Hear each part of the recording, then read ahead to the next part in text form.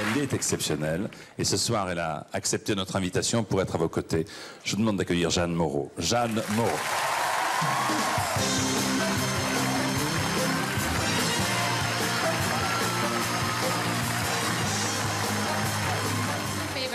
Vous êtes mon actrice préférée partout. C'est un grand privilège pour moi. Je suis tellement heureuse. Voici, pour vous, ce soir, votre papa, Monsieur Travolta. Monsieur Travolta, ici dans Sacrée Soirée, en compagnie de June Salvatore et June Travolta.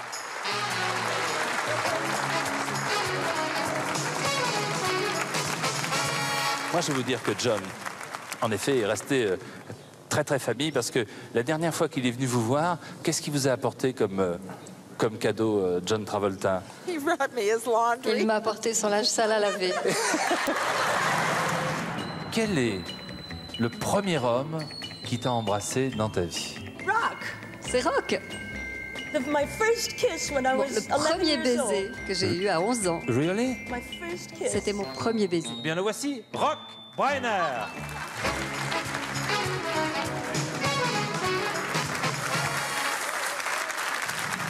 French lesson, OK? Oui. Lesson 1, oui. La plume de ma tante. La plume de ma tante. OK. Lesson 2, oui. Sacrée soirée. Soirée sacrée. No. No. Tante de ma plume? Non, tante de ma plume. Lesson 1, la plume de ma tante. OK. Sacrée soirée. Sacrée soirée. Thank you for coming, Paul McCartney. Okay. Écoutez votre maman, raconte votre aventure.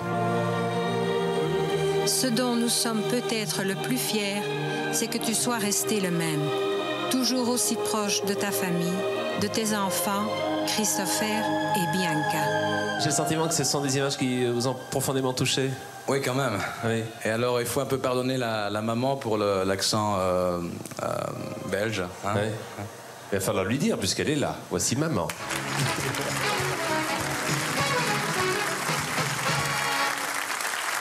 Sentiment que cette histoire... Maintenant, je comprends pourquoi ton show est le numéro 1 en France.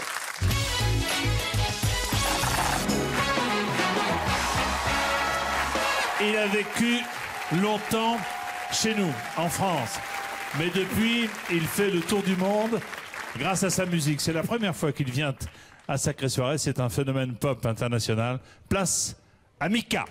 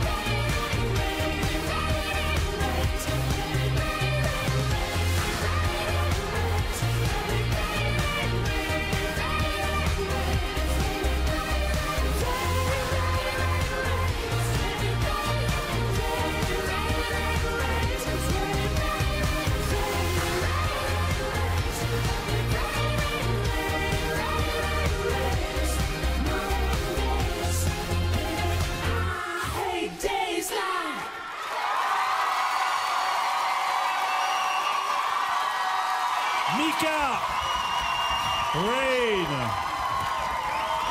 extrait de votre dernier album.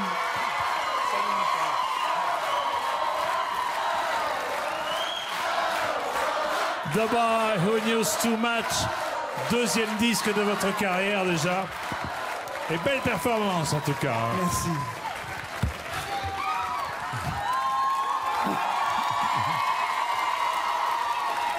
Alors, cet album est double disque de platine avec 250 000 exemplaires vendus. Je t'aime, bon.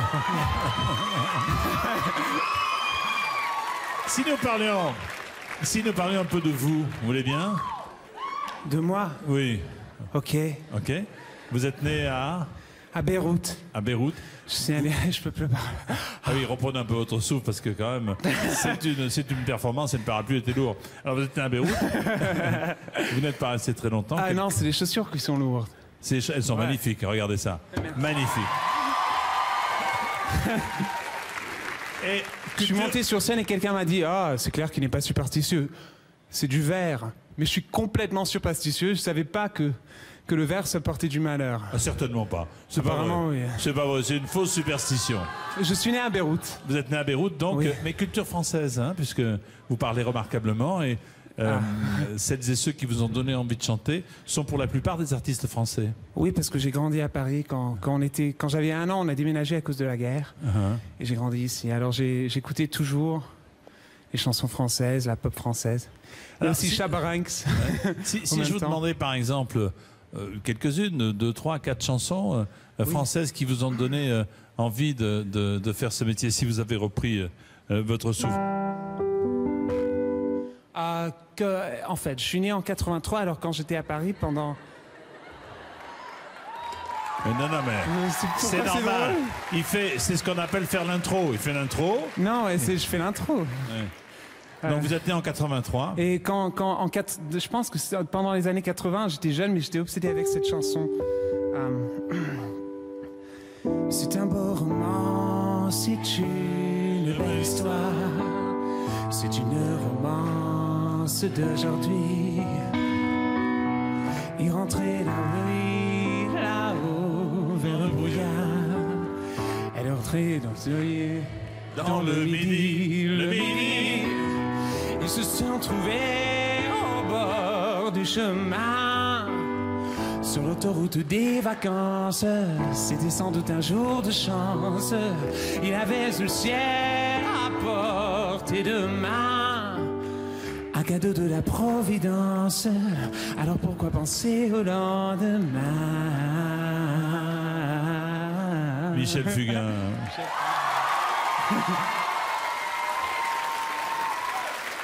Allez, on continue une autre, okay. Mika. Pour moi, j'avais 2 dieux. Oui. 2 dieux dans la chanson française. Enfin, il y en avait 3. Bien sûr, il y avait Piaf, mais pour moi, le plus important, c'était Aznavour et Barbara. Et je sais pas, j'étais gosse, mais toujours aujourd'hui, je suis obsédé par les 2. Et Barbara, ça m'obsédait toujours quand j'étais jeune. Et même quand j'étais jeune, je chantais cette chanson. Et c'est assez triste, mais pour moi, je la trouvais pas triste. Je l'ai trouvée devant ma porte un soir que j'entrais chez moi. Partout, elle me fait escorte, elle me suit, elle est là. La renifleuse des amours mortes, elle me suit de pas à pas. La garce que le diable l'emporte, elle est revenue, elle est là. C'est la solitude, bien sûr. Elle est magnifique. J'aimais beaucoup. Elle est magnifique. Et vous la chantez comme Barbara. Encore une ou 2? Si j'aimais bien. J'étais toujours... Je vous ai dit plus tôt quand on s'est rencontrés que je me souviens quand vous étiez en train de parler avec Serge Gainsbourg, il avait la cigarette dans la main, il vous parlait de cette manière. J'étais fasciné par ce monsieur. Mais pour moi, quand j'étais jeune, Gainsbourg, ça m'a pas vraiment frappé autant que toutes ces chansons, par exemple pour France Gall. Laisse tomber les filles, laisse tomber les filles. Ah, je sais toi qu'on laissera. Laisse tomber les filles, laisse tomber les filles. Ah, je sais toi que pleureras. Oui, j'ai pleuré, mais ce jour-là, non, je ne pleurerai pas. Non, je ne repleurerai pas. Allez, une dernière. Une dernière.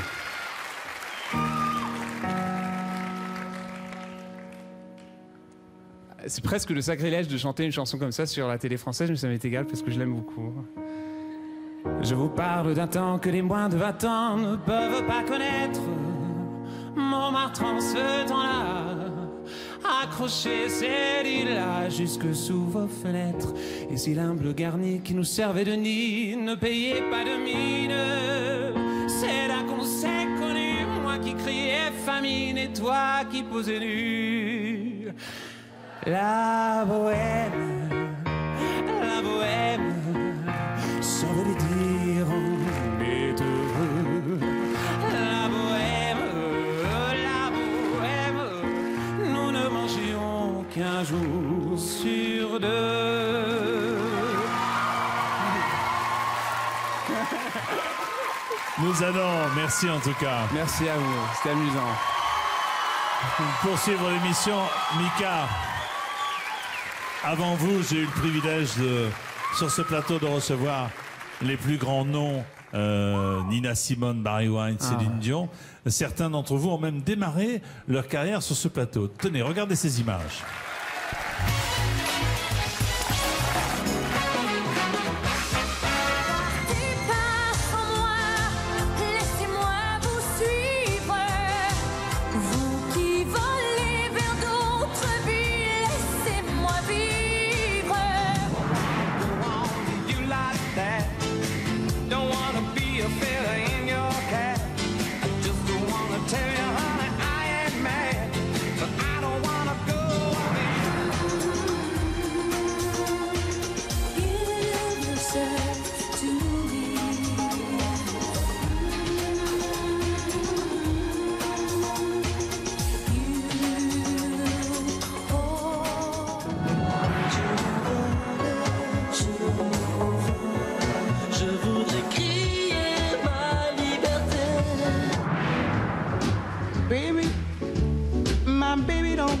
Shows, and he don't even care for clothes.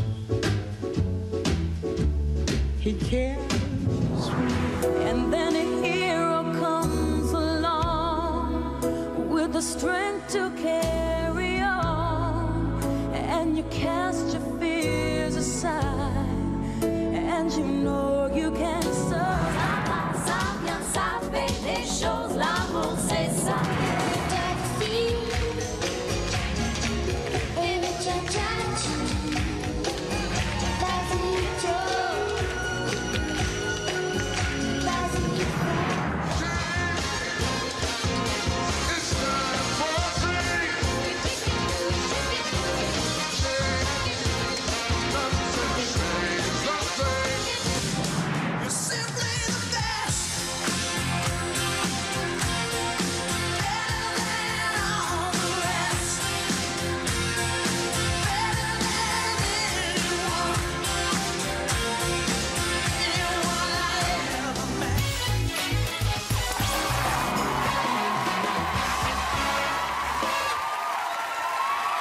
Voilà, il y en a eu d'autres, il y en a eu plein d'autres. On a fait un choix arbitraire.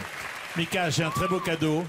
C'est une tradition dans l'émission, c'est la surprise. J'ai peur. Non, aucune raison. Il vous a donné envie... Ça va être mon prof de piano, je vais pleurer. Non, il vous a donné envie de faire ce métier. Franchement. Il est venu spécialement pour vous, il est rentré il y a quelques heures de Los Angeles. Voici Charles Aznavour.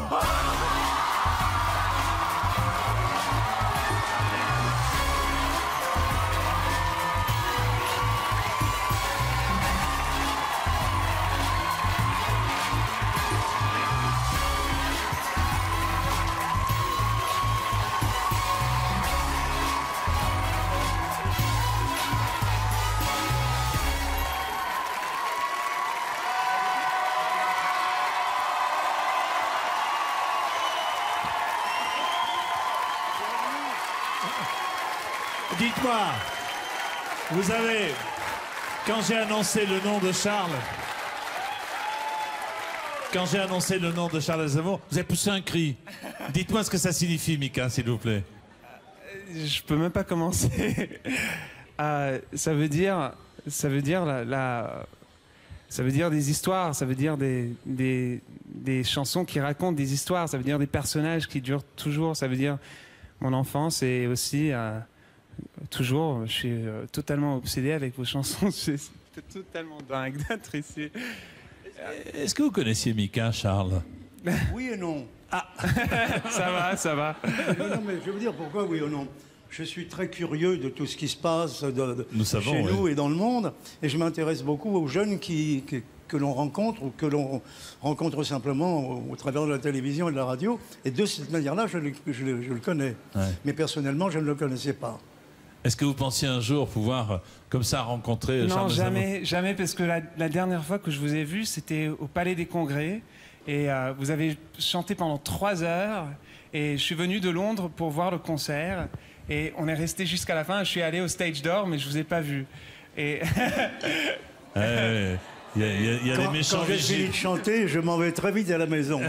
Je ne sors pas la nuit, rien. Je rentre à la maison. Oui. Alors, on va arrêter. Peut-être aurez-vous l'occasion de parler tout à l'heure en coulisses. Charles a un beau cadeau à vous faire. Une question, j'ouvre une parenthèse, Charles. Vous étiez à Los Angeles pour une soirée arménienne réputée aux États-Unis. Je vous pose la question sur Johnny, comme je l'ai posé à Jean Reno. Eh bien, il est en bonne main. Il a repris des couleurs. Il est réveillé. Ce qui m'a amusé, c'est qu'il a dit à sa femme, au moment où il s'est réveillé, il a dit « On s'en va maintenant ». On s'en va maintenant. C'est tout à fait lui. Et quelque chose de très important, l'infirmière en chef... Ah oui, je suis arrivé, l'infirmière en chef m'a parlé en arménien. J'ai dit, on est toujours là où il faut. Et il est sauvé par conséquent. Merci beaucoup, mon cher Charles. Mika, votre chanson préférée, c'est une nouvelle version qui va être interprétée, enregistrée avec l'un des plus grands orchestres de jazz au mythique Capitol Studio de Los Angeles. Charles Aznavour and the Clayton Jazz Orchestra. Pour vous, ce soir, il chante La Bohème.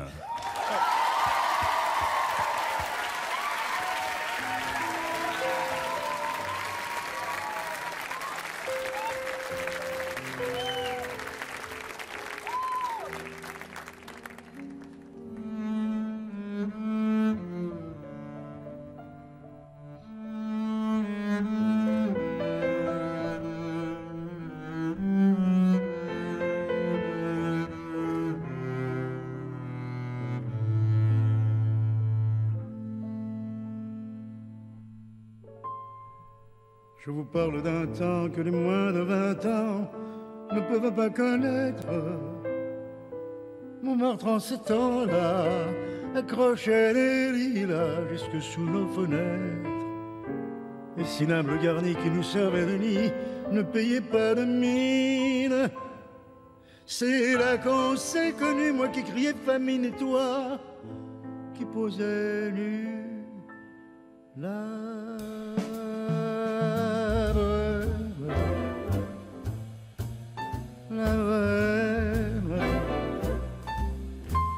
Ça voulait dire on est heureux.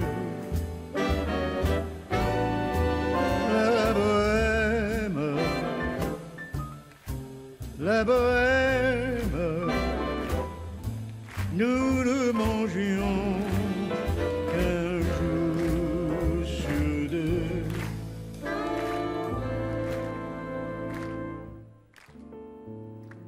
Dans les cafés voisins, nous étions quelques-uns qui attendions la gloire. Et bien que miséreux, avec le ventre creux, nous ne cessions d'y croire. Et quand quelques bistrots contre un bon repas chaud nous prenaient une toile, on récitait des vers groupés autour du poêle, en oubliant l'hiver.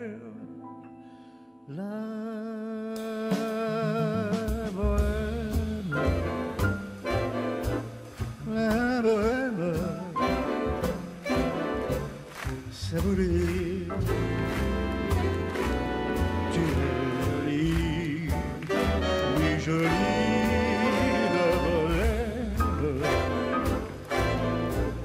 la bohème, et nous avions tous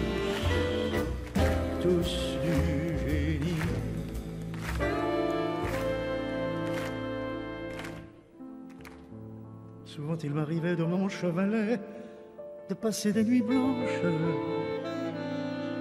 retouchant le dessin de la ligne d'un sein, du galbe d'une hanche.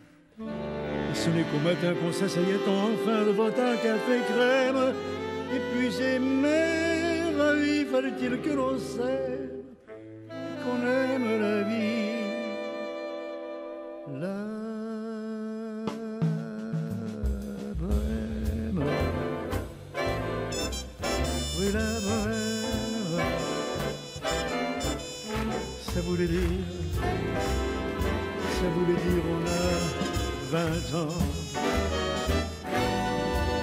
La bohème, la bohème, et nous vivions de l'air du temps.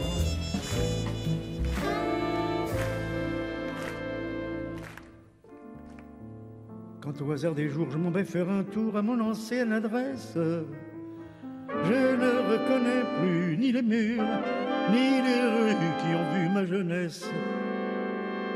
En haut d'un escalier, je cherche l'atelier dont plus rien, non rien ne subsiste. Dans son nouveau décor, Montmartre semble triste, et les lilas sont morts. La bohème, oh la bohème, on était jeunes, on était fous. La bohème, oh la bohème, ça ne veut plus rien dire du tout.